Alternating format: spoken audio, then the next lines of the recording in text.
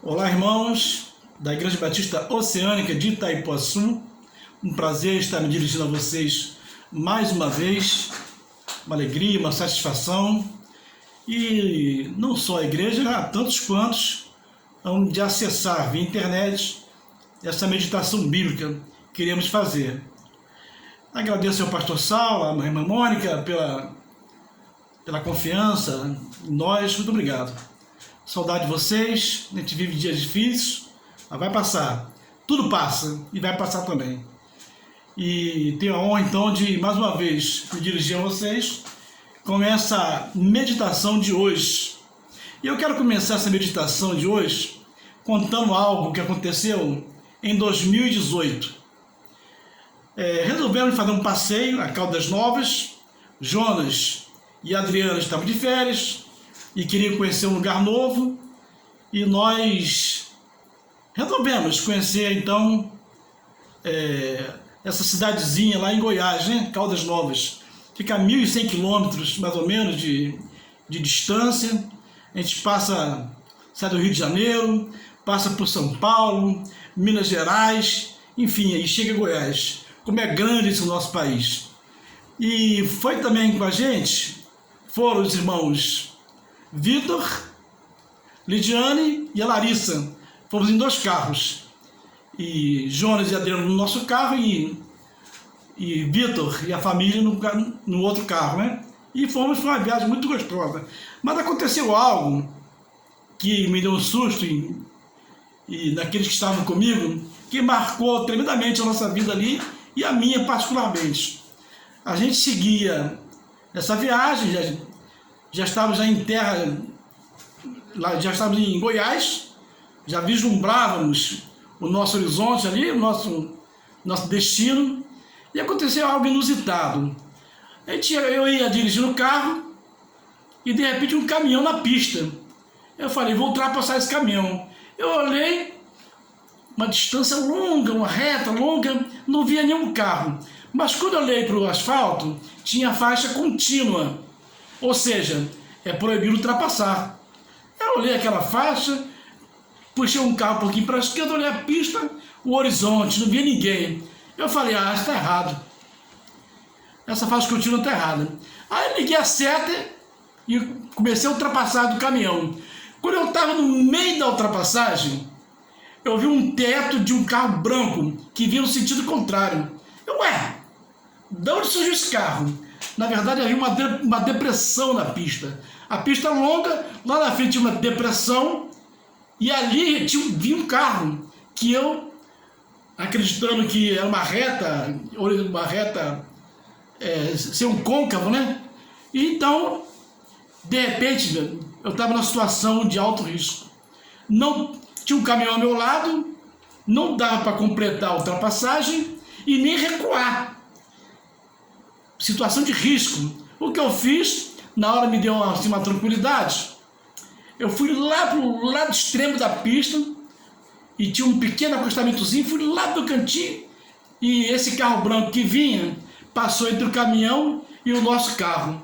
Aí eu concluí a ultrapassagem e voltei. Mas isso aí, meus irmãos, foi assim uma coisa que me marcou, que na hora eu fiquei muito tranquilo, mas em seguida meu coração disparou, eu fiquei bastante preocupado. Por quê? Porque havia uma faixa contínua e eu desrespeitei uma lei de trânsito, né? Desrespeitei uma lei de trânsito e isso quase custou muito caro, meus irmãos. Quase custou muito caro. Então, a nossa meditação de hoje vai estar baseada no Salmo 1, que já vamos ler. A gente sabe que a gente vive num mundo cercado de leis. Código para todo lado, lei para todo lado, a Código Penal, Código Civil, os códigos de trânsito, as convenções de condomínio, códigos não escritos, né? Código que não precisa estar escrito. A gente sabe que o procedimento a ser feito é aquele, que já está intrínseco em nós. Há código para todo lado. E já pensou se não houvessem leis, códigos, estatutos, como seria esse mundo? Seria uma bagunça, uma confusão, cada um faz o que quer, a hora que quer, alguém ia que mora num condomínio ia resolver quebrar uma parede, fazer uma obra 2 horas da manhã. Já pensou? E atrapalhar o sono do outro, o som alto durante toda a noite. Acontece isso, né? Mas é pouco, mas acontece. O desrespeito às leis de trânsito, avanço sinal, ia ser uma loucura, meus irmãos. Para isso existem os códigos que orientam todo cidadão e para que a gente viva em harmonia. Ainda assim, a gente não vive em tanta harmonia assim, né?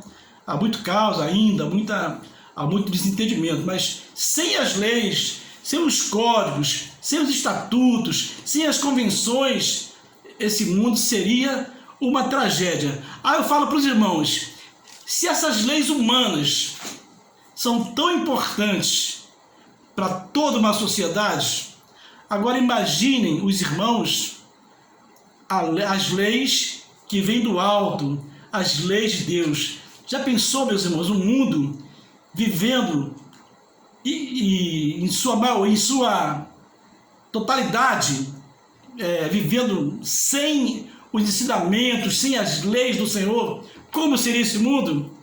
E essa é a base da minha meditação, a importância das leis humanas, mas ainda mais importante, as leis de Deus. Isso é maravilhoso, meus irmãos, porque nosso Deus, meu irmão, criou o universo, criou os céus, criou a terra, e tudo que neles há, tudo Deus criou. E existem leis da natureza, o sol se põe, o sol se levanta, os ciclos, o mundo está sustentado, está equilibrado, os mares vão até onde Deus permite, os ventos, as estações, tudo, por milênios, as coisas funcionam, os astros, tudo como Deus criou. Deus criou tudo, criou o universo, estabeleceu leis e ordenanças, e tudo funciona perfeitamente. Minutos, horas, dias, meses, anos, estações, tudo funciona, porque Deus é perfeito. E para nós também, na relação homem com homem, né, a relação humana e relação vertical, homem e Deus, também existem leis super importantes, indispensáveis para a vida de todos nós, de toda a sociedade, meus irmãos. E o Salmo 1 é um salmo bastante conhecido, que fala assim: bem-aventurado é o homem que não anda segundo o conselho dos ímpios, nem se detém no caminho dos pecadores, nem se assenta na roda dos escarnecedores. Antes, esse homem tem o seu prazer na lei do Senhor, e na sua lei medita de dia e de noite, pois será como árvore plantada junto a ribeiros de águas, a qual dá o seu fruto no seu tempo, as suas folhas não cairão, e tudo quanto fizer prosperará. Tudo quanto fizer prosperará. Bem-aventurado é o homem que não anda segundo o conselho dos ímpios. O que é o conselho dos ímpios? Primeiro, quem são os ímpios, né? O ímpio é exatamente o oposto do justo.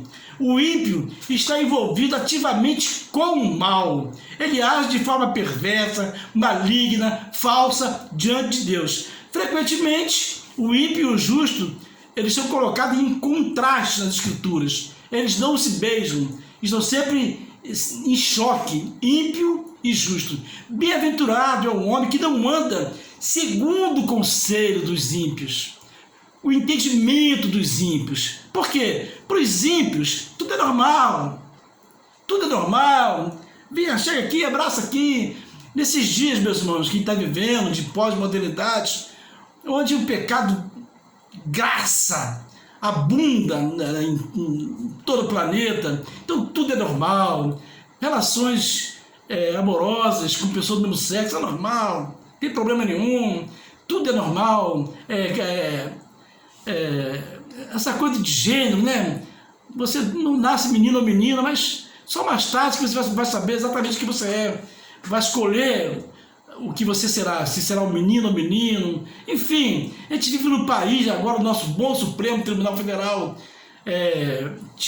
tirou toda a condenação de um corrupto, né, ladrão. Mas não vou entrar em política não, mas tem algo errado no sistema. Esse é o entendimento dos ímpios. Eles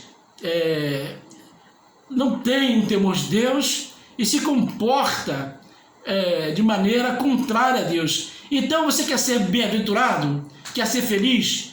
Então diz o Salmo 1: bem-aventurado é o homem que não anda segundo esses conselhos, segundo o entendimento do mundo, o mundo sem Deus, o mundo que jaz no maligno. Foge disso. Andemos, pois, no temor do Senhor, porque nós seremos como árvores plantadas junto a ribeiros de águas. Então seremos viçosos, seremos felizes, embora teremos problemas, igual o sol nasce para todos, né?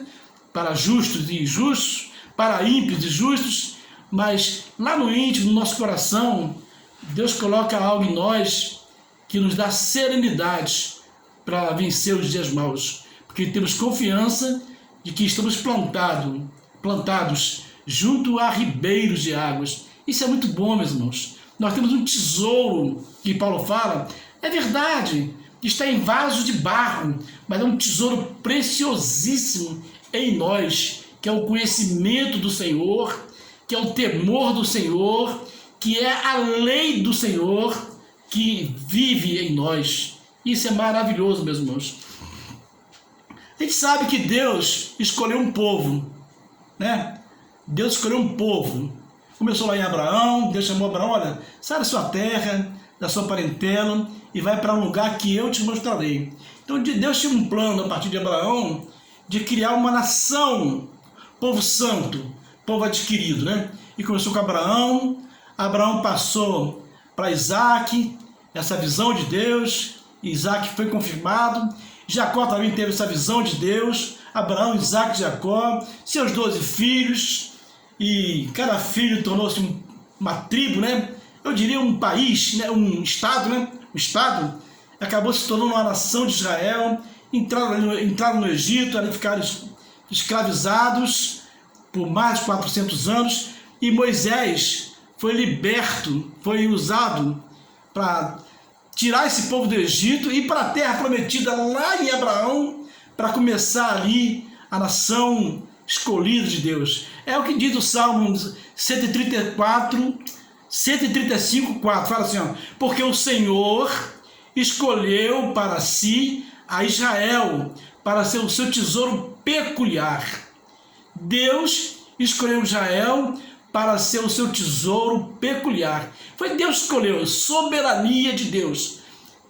É impressionante. Então Deus criou esse povo peculiar, meus irmãos. É sinônimo de próprio, é um povo característico, é um povo específico, é um povo típico, inerente, é um povo particular, intrínseco, especial, ímpar, único. Então Deus escolheu esse povo, meus irmãos. E uma vez esse povo constituído, é interessante, e Deus o fez diferente de todos os povos ao redor. Deus queria um povo diferenciado. E Moisés, ele faz um alerta sobre esse povo. Qual era a proposta de Deus? Ter um padrão. Quando alguém quisesse ver um povo padrão desse mundo, olha para Israel. Olha para Israel. Aí Moisés, ele tem uma visão muito bacana e fala assim, olha, está lá em Deuteronômio 4, guardai-vos e observai-os, está falando das leis, né? Dos estatutos, porque isso é a vossa sabedoria, o vosso entendimento à vista dos povos. À vista dos povos. Os povos estarão olhando para Israel, que ouvirão todos estes estatutos e dirão, esta grande nação é deveras povo sábio, povo entendido. Então, quando o povo olhasse para Israel, deveria dizer, nossa, que povo entendido, que povo sábio, porque que grande nação há que tenha deuses tão chegados assim como é o nosso Deus, o nosso Senhor. Todas as vezes que invocamos, está em Deuteronômio 4, verso 7. Aí Moisés continua: e que grande nação há que tem estatutos e preceitos tão justos como toda esta lei que hoje põe em vós. Então Moisés chama o povo: olha só, vocês são nobres, Deus escolheu um povo e estabeleceu leis justas, lei para reger esse povo, lei que vai organizar a vida social desse povo, de judeu para judeu, do judeu para com seu Deus. E o marco, o maior, são os 10 mandamentos, né? 4 mandamentos regulam a relação dos homens com Deus, e 6 mandamentos regulam o relacionamento do homem com o homem, né?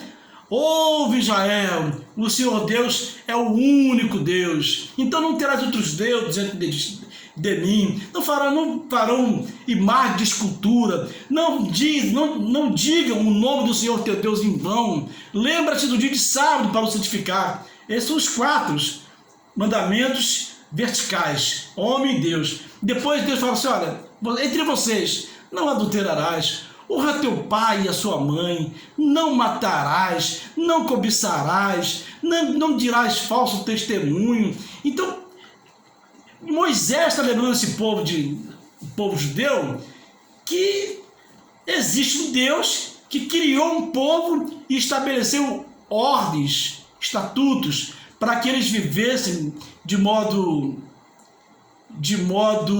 harmônico, de modo pacífico e vivessem felizes. É bem verdade que eles não levaram-se muito a sério não, né? Com o tempo eles foram se deteriorando. Mais tarde vem Jesus e resume todos os mandamentos em apenas 2, que são, ao ser arguído, né? Ao ser arguído lá em Jerusalém, perguntaram a Jesus quais são os mandamentos mais importantes. E Jesus resumiu em 2: olha, amarás ao Senhor teu Deus de todo o teu coração, de toda a tua alma, com toda a tua força, com todo o teu entendimento, e amarás ao próximo como a ti mesmo.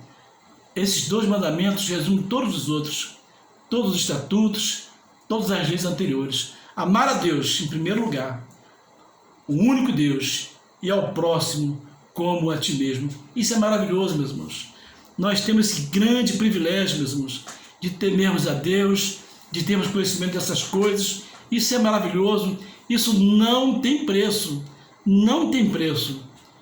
E há um movimento hoje mundial no sentido de diminuir o cristianismo, de acabar com as tradições judaicas cristãs. As big techs trabalham dioturnamente para destruir tudo que nós conquistamos ao longo dos anos, que é essa tradição maravilhosa judaico-cristã. Cabe a nós, pais, avós, tios, tias, no dia a dia, meus irmãos, incutir na criança o temor, a reverência a Deus, aos seus mandamentos, e para que a gente possa, meus irmãos, ao longo dos anos vindouros, ter sempre o remanescente de pessoas que temem e amam a Deus. Essa é a nossa meditação para hoje. Bem-aventurado é o homem que não anda segundo os conselhos dos ímpios e não se detém na roda dos escarnecedores, mas ele tem o seu prazer na lei do Senhor, e na sua lei medita de noite e de dia. Esse homem será abençoado, ele será como árvore plantada junto a rios, junto a águas, né? E tudo quanto ele fizer prosperará. Faça isso na sua vida, incute isso nos seus filhos, netos, bisnetos, para que essa mensagem nunca se perca, nunca se extravie, e que Deus abençoe você, sua família, todos ao seu redor, em nome de Jesus. Amém.